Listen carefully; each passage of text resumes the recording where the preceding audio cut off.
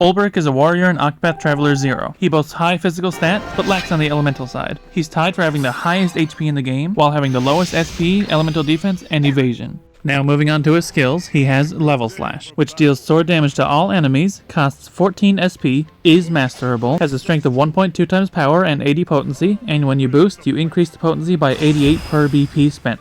You probably have no idea what the strength I mentioned is, and that's because it's not even described in the game, but I'll describe it here. Basically, they add to the damage calculation. Your basic attack has a power of 1.0 times and 100 potency per hit. On average, this attack did about 652. So Level Slash has a power of 1.2 times and 80 potency. So compared to the 1.0 times of your basic attack, this would times it by 1.2 for 782 damage. But the potency is lower, so you would times it by 0.8, giving you an expected damage of 626. The attack did around 636. Now let's take that original 782 again and boost it. At max boost, the expected damage should be about 2,690. And we did 2,713, which was a 23 damage difference, meaning that the calculation was correct. The simple thing to remember is your basic attack has a 1.0 times power and 100 potency per hit.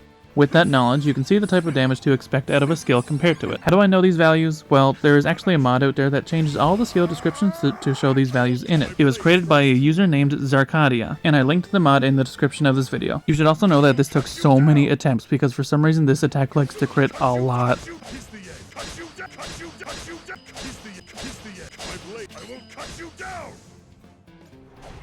Abide.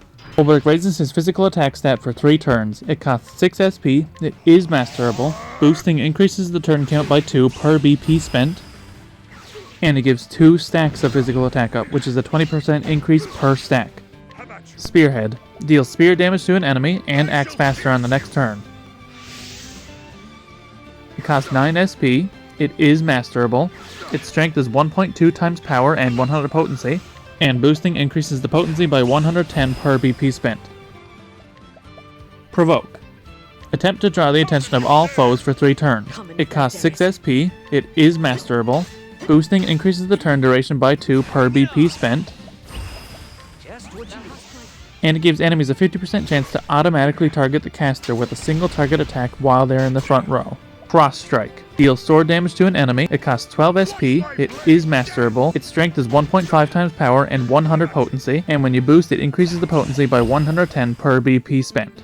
Stout Wall. Olberic raises his physical defense for 3 turns. It costs 6 SP. It is masterable. Boosting increases the turn duration by 2 per BP spent, and it gives 2 stacks of physical defense up, which is a 20% increase per stack.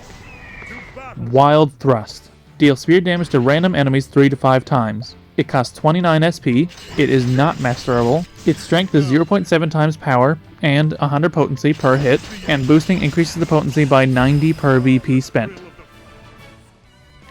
His ultimate technique is Unbending Blade. It deals massive sword damage to an enemy, its strength is 1.7 times power and 600 potency, the level 2 upgrade increases the potency to 750, and the level 3 upgrade further increases the potency to 900.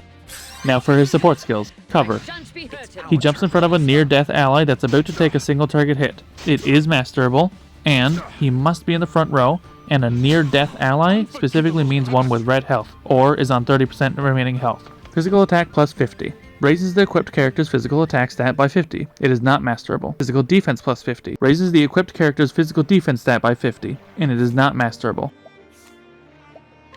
Surpassing Power. It increases the equipped character's damage cap to 99,999 damage.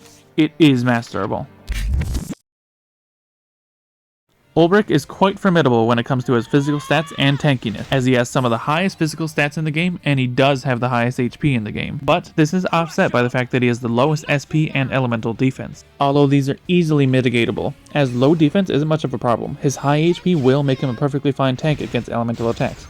And SP is as simple as using accessories and nuts to increase it. However, one thing he is lacking is single target multi-hit attack. This can also be mitigated by masteries though, but the more hits someone can do, the more damage they can deal past 99,999. But you won't have to worry about hitting those numbers during the main story, which means he's still a great damage dealer. Olberic's main drawing point though is the fact that he's basically required for most players who want to play in the post game, as he's the only source of the Surpassing Power mastery. You can master Surpassing Power and you can't get it anywhere else, which means he's basically required to be grinded if you want to have your characters hitting past 10,000 damage, which you will want. I've got his HP bulked out. And since he's a warrior, he can equip some of the most broken post-game weapons there are, namely the battle-tested blade, Sacred Blade Fisteralda, and Tempest Spear, just to name a few. And when you reach max amity with him, he gives you a Crest of Hornburg, which is an accessory that gives 1200 HP. Olberic is by far one of my most favorite characters in the Octopath series, so he's been in my party ever since obtaining him, which you can do by finding him in Shepherd's Rock after completing the epilogue of Master of All.